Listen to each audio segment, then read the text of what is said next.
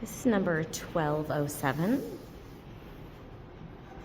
We are on the same level as the gym and the top of the duplex game room. Here's your kitchen. This is a completely electric building, so all of your appliances are running on electric.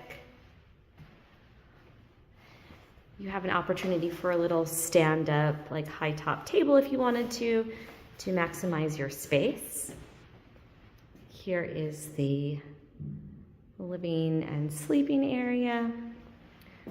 We are facing west, so you have the top of the George Washington Bridge. And turn around. Your closet. A good size.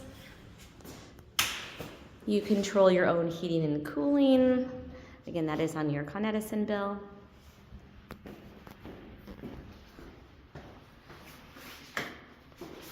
And here is your bathroom. A reminder that this building also has, along with the gym and game room that I mentioned, a lounge, 3 outdoor spaces,